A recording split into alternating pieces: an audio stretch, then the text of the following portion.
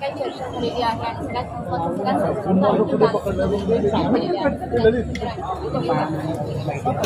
ही गोष्ट खरी साहेबांची नेते मंडळीची बैठक झाली.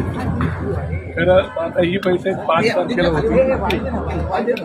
5 तारखेची बैठक काही अडचणीमुळे आज करण्यात आली. त्या बैठकीचा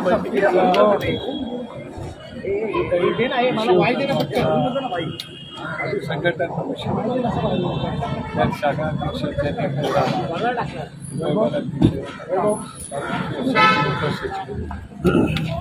PLAचे नेमका असा तो विषय आहे. आणि त्याच्यावरती साहेबांनी काही सूचना केल्या. परंतु काल उद्धव ठाकरे राज ठाकरेंच्या निवासस्थानी आले होते आणि त्यानंतर त्यांचे तब्बल 2.5 तास ते या ठिकाणी होते. त्यामुळे वेगवेगळ्या राजकीय चर्चांना उधाण आलेलं आहे. शिवसेना मनसे एकत्रित येणार या दृष्टीनं काही बोलणं झालं का, काही सांगण्यात आलं? मला असं वाटतं की काल आता तुम्ही तुमच्या बातम्या काय दिलेल्या हे जरी खरं असलं तरी सुद्धा काल राजसाहेबांच्या आई त्या उद्धव साहेबांच्या मावशी आहे. त्यामुळे आली होती अशी तुम्हाला जी माहिती काल त्याप्रमाणे ते आले भेटले एकत्र बसले होते. ही चर्चा खरी आहे. स्पेसिफिकली आपल्या मावशीला त्यानंतर 2 राजकीय पक्षाचे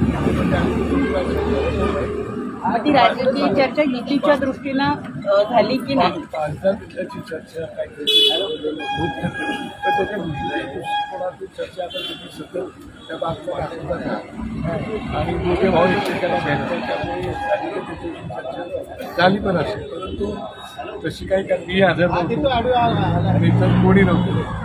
तर सगळीराव तिथे आली त्याच्यामुळे काय चर्चा झाली की आपण परंतु एक नक्की आहे की दोघे भाऊ आता मनाने एकत्र येण्याच्या दसरा मेळावा आहे त्या संदर्भातलं निमंत्रण आहे राज ठाकरे यांना उद्धव ठाकरे यांच्याकडून मिळाले का आणि मिळालं असेल तर राज ठाकरे मिळालेला मला असं वाटतं की बघा त्यांचा एक पक्ष आहे आणि त्यांच्या पक्षामध्ये शिवसेना या पक्षाची परंपरा बाळासाहेबांपासून चालत आलेली आहे की दसरा मेळाव्याला त्यांचा मेळावा होतो. आणि तुम्हाला माहिती आहे की आमचा पक्ष झाल्यापासून आम्ही सुद्धा गुढीपाडव्याला मेळावा होतो. त्यामुळे मला वाटत नाही की कोण कोणाच्या स्टेजवर जाईल आणि त्याप्रमाणे कोण कोणाची विचारसरणी त्या ठिकाणी मांडेल. आपली विचारसरणी मांडत असते. त्यामुळे मला असं वाटत नाही घडलं असेल की त्यांना निमंत्रण दिलेलं आहे पण ते स्टेजवर येणार का, मला तसं काय झालेलं नाही. उद्धव बाळासाहेब ठाकरे पक्ष आणि मनसे जर एकत्रित येत असेल तर काँग्रेस त्यांच्याबरोबर आणि महाविकास आघाडीतून बाहेर पडावं लागेल असं काही काँग्रेसच्या नेत्यांचं म्हणणं आहे.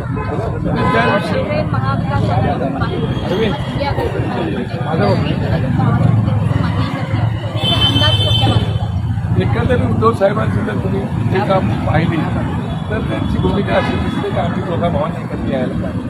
मग त्यासाठी ते कुठल्याही गोष्टीला ते तयार असते.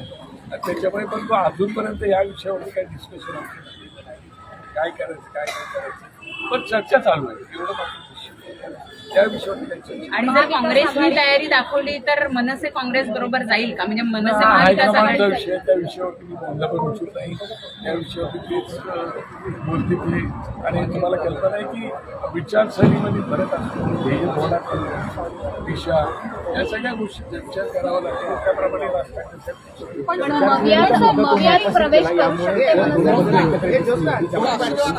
मनसैनिकांकडून उद्धव ठाकरे यांना विचारसरणीच्या मुद्द्यावरती महाविकास आघाडीतून बाहेर पडण्याचं काय प्रॉब्लेम झालेला नाही. मला असं वाटतं हा तो आता त्यांच्या मनाचा प्रश्न आहे. परंतु अजूनपर्यंत 2 पक्ष एकत्र आलेच का ते अजून काही झालेलं नाही. त्यामुळे त्या विषयावर भाषण करणं बंद होऊ शकतं. पण मनसे मवियात सामील होईल का? त्या मला तेच म्हणालो विचारसरणीचा विषय त्या बाबतीमध्ये अजून काही आमच्यामध्ये डिस्कशन झालं किंवा आधी त्या मिटिंगमध्ये आमच्या हा काही विषय नव्हता.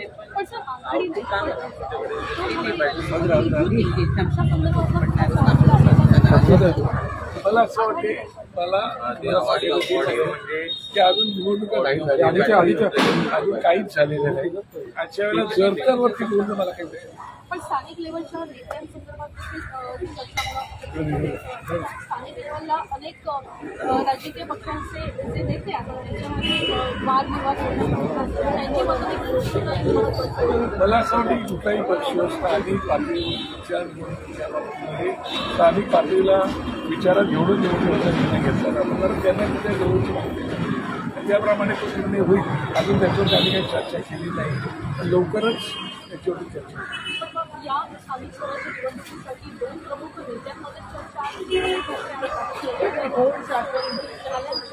मी तुम्हाला तेच म्हणालो की अजून त्याला मूर्ख स्वरूप आपण झालेलं नाही.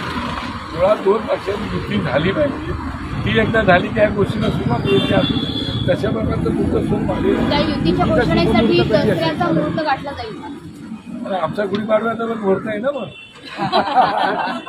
गुढीपाडवा बराच लांब आहे अजून, दसरा जवळ आला. तो पण मुहूर्त आहे आणि मी त्यांची भूमिका मानत असतो. त्यांची भूमिका ते काय बोलतात त्याला आमचं नाही. त्याची भूमिका सर शेवट एक मिनिट, मतदार याद्यांविषयी राष्ट्रपतींनी मार्गदर्शन केलेलं होतं. मुंबईत बोर्ड पुनर्रचना त्याच्यावरती सूचना हरकती आल्या, ठाण्यातल्या आलेल्या त्याविषयी काही चर्चा झाली? बिलकुल चर्चा त्या विषयावरती झाली आणि आम्ही आता लवकरच सोमवारची वेळ इलेक्शन कमिशन वेळ आम्ही मागितलेली आहे. सन्मान्य वाघमारे साहेब आणि सन्मान्य चौधरी साहेब त्यांच्याकडे आमचं शिष्टमंडळ जाणार आहे. त्यावेळेला तुम्ही तिथे यावंच. तर आम्ही काय मागणी करणार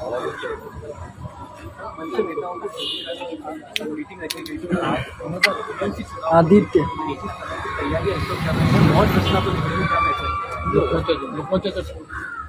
ये बात सही है कि आज राज ठाकरे साहब ने मीटिंग ली थी और उस मीटिंग में हमारे सभी और उस मीटिंग में हमारे अंतर्गत जो मामले हैं उसके बारे में चर्चा की है. जो कुछ नए नियमों का कुछ करना है और कुछ लोगों को बदलने का डिस्कशन किया. उसके साथ ये जो आने वाला इलेक्शन के बारे में उसके बारे में चर्चा और उसके लिए अपने इलेक्शन कमीशन वार्ड बाउंड्री और वोटर लिस्ट पर विशेष ध्यान रहेगा इन आने वाले. मुझे लगता है कि मुंबई में वैसा वार्ड बाउंड्री है उसके बारे में कुछ नहीं फर्क हुआ है, जो है वैसी रही है. मगर थाना वगैरह वगैरह जो है उधर 3-4 वार्ड होने की वजह से तो बाउंड्री में उन्होंने कुछ समस्याएं बताई है. उसके बारे में डिस्कशन होने के अलायंस और गिनती सीटों पर ध्यान इस बारे में कुछ अभी तक तो कोई तय नहीं हुआ है के साथ करना है क्या करना है. और ये बात सही है कि आने वाले इलेक्शन के लिए हमें क्या करना है, वो स्ट्रैटेजी हम लोग बना रहे हैं ताकि हमें भी अच्छा इलेक्शन और लोगों से ज़्यादा उसके बारे में सोच